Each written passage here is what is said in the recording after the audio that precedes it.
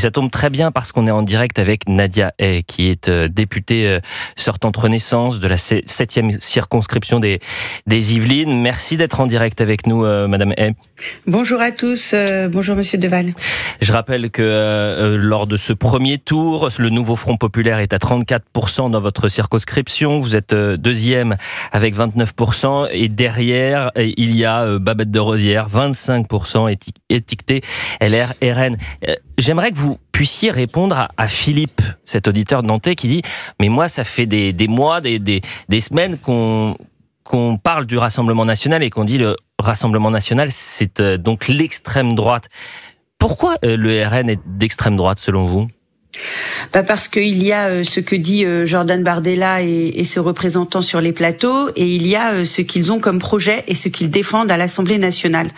Vous savez, quand le Rassemblement national décide d'exclure nos concitoyens parce qu'ils sont binationaux, parce qu'ils ont d'autres origines, qui parfois n'ont rien demandé et dont ils ont hérité, le Rassemblement national crée des citoyens français de première zone et d'autres de seconde zone.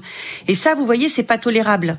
C'est pas tolérable dans notre pays. Ils sont d'extrême droite parce qu'ils s'opposent justement au progrès. Et notamment quand, lors du précédent quinquennat, nous avons voté la PMA pour toutes.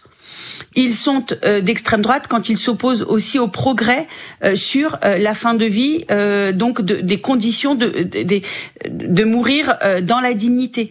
Donc, il y a un certain nombre de sujets sur lesquels le Rassemblement national se pose en parti radical sur des questions de société, sur une question aussi de vivre ensemble dans notre pays. Et c'est en cela qu'ils sont d'extrême droite. Eh bien, écoutez, c'est pas nous qu'il faut convaincre sur ce plateau, mais peut-être Philippe. Est-ce que vous avez été, Philippe, l'auditeur nantais que vous êtes de 56 ans, convaincu par les arguments de Madame la députée sortante ? Franchement pas, il n'y a pas que les gens du Rassemblement national qui sont contre la PMA. Il n'y a pas les gens... moi, quelqu'un d'extrême, c'est quelqu'un qui va dire, par exemple, on déteste la police, ou un flic tué, c'est une voix en moins pour le RN. Ça, c'est quelqu'un d'extrémiste.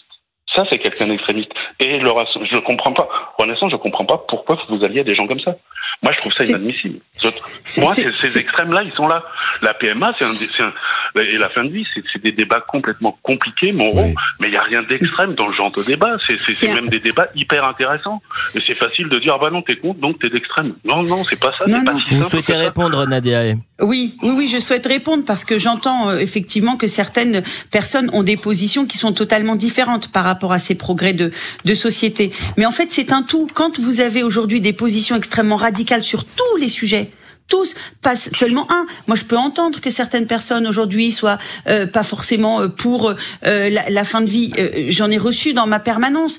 Je peux l'entendre. Mais quand vous êtes en radicalité sur tous les sujets, ça vous positionne dans une partie de l'échiquier politique. C'est passionnant ce que vous dites, Nadia, parce que vous dites. Attendez, oui. Je vous reprends parce que là, c'est très important ce que vous dites et c'est un élément clé. Vous dites lorsque on a des positions radicales sur tous les sujets, ça vous classe à l'extrême d'un échiquier. Oui. On est d'accord ? Oui. Quand on entend que l'antisémitisme est résiduel, par exemple, on le classe où dans l'échiquier politique ? Vous voyez, moi je suis de celles qui disent qu'aujourd'hui, et je sais à qui vous faites allusion, et notamment à Jean-Luc Mélenchon, eh bien je le classe de l'autre côté, dans l'extrême gauche de l'échiquier politique. Donc vous considérez que Jean-Luc Mélenchon est d'extrême gauche. Lorsqu'on entend vouloir désarmer la police dans le programme ou supprimer les braves M, donc là, on est de quel côté de l'échiquier politique ? Nous sommes toujours dans l'extrême gauche de l'échiquier politique. Donc, et pour moi, c'est totalement scandaleux, permettez-moi, Monsieur Deval, de tenir des propos pareils.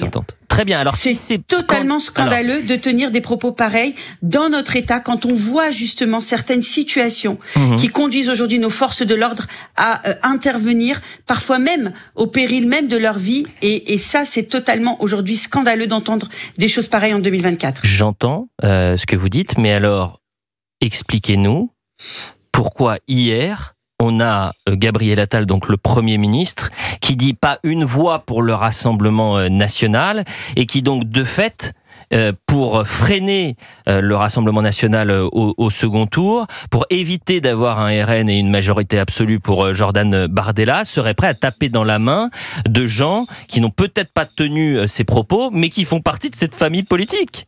Oui, alors il faut savoir que monsieur Gabriel Attal n'a absolument pas appelé à voter pour la France insoumise. C'est pas... on va le réécouter dans un instant, madame la députée sortante. J'ai très bien entendu ce qu'il a dit. Il a dit pas une voix à l'extrême droite du Rassemblement national. Ça ne veut pour autant pas dire toutes les voix doivent aller chez la France insoumise. Mais personne ne dit ça. Là où on a aujourd'hui un vrai sujet sur cette seconde partie de l'élection législative, c'est justement de rappeler que le programme qui est porté par cette NUPES 2, par ce Front populaire, on peut l'appeler comme on veut. C'est un programme aujourd'hui qui permet à Jean-Luc Mélenchon d'avancer masqué. C'est un programme qui envoie certaines personnalités au front, qui sont envoyées par Jean-Luc Mélenchon, qui sont en réalité des brouilleurs. Madame la députée sortante, s'il vous plaît, juste vraiment parce que hier, j'étais sur CNews pour faire le débrief de cette soirée électorale. Moi, j'ai juste une question à vous poser. Elle est très concrète, elle est très simple. Prenons un cas pratique, c'est un cas vraiment général, ça pourrait être n'importe qui d'autre. David Guiraud. David Guiraud, député LFI, est en tête donc dans sa circonscription. Vous avez en deuxième position un député du Rassemblement national. Et puis un candidat, pardon. Et puis en troisième position, un candidat Renaissance. Il se désiste, le candidat Renaissance, pour faire barrage au RN, oui ou non? Il a appelé à voter pour David Guiraud. Attendez. Moi, je vais vous dire une chose. Gauthier Lebret a une information, mais je prenais David Guiraud comme exemple. Parce que votre exemple est bon, parce que vous allez voir. David Guiraud, qui a donc notamment traité Meyer Habib de porc, insulte antisémite, qui est allé à Tunis nier ce qui s'était passé le 7 octobre. David Guiraud, qui est donc en ballottage avec le Rassemblement national, reçoit à l'instant dans la Voix du Nord le soutien du candidat Ensemble, donc de la majorité présidentielle, qui n'est pas qualifiée pour le second tour.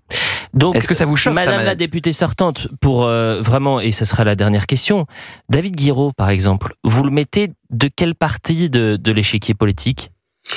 David Guiraud est un représentant de la France insoumise, très clairement. Un porte-parole de Jean-Luc Mélenchon. Donc, moi, je vais vous dire une chose. Dans le Nord, je n'y suis pas. Je ne connais pas le contexte du Nord. Mais je vais vous dire une chose. Moi, je suis... Alors, attendez, je suis dans une circonscription... Après, est-ce que j'ai le droit de vous donner ma réponse? Ou alors, vous attendez peut-être à ce que je dise une chose j'attends qui n'est pas... Moi, je pense aux auditeurs, j'attends juste une chose. Très bien. C'est que ça soit clair, c'est que ça soit simple. Nous sommes aujourd'hui 3 candidats qui ont passé le second tour. Je me suis engagée à ne jamais laisser ce choix pour nos concitoyens de choisir entre les deux radicalités, que ça soit le programme qui est porté aujourd'hui, incarné par un candidat certes au profil social-démocrate, mais qui incarne un projet de Jean-Luc Mélenchon, et celui de l'extrême droite qui exclut, encore une fois, une partie de nos concitoyens binationaux. Et donc voilà, là-dessus, je continuerai à mener cette bataille, quoi qu'il arrive. Merci beaucoup, madame la députée sortante. Je suis désolé, mais on est pressé. Petite pause. On va remercier Philippe. Vraiment, c'était un plaisir de pouvoir échanger avec vous, cher Philippe, et on vous salue depuis la belle ville de Nantes, ville qui a un peu changé selon certains témoins. La pause, on revient dans un instant sur le 16-18. 16h-18h, Elliott Deval sur Europe 1.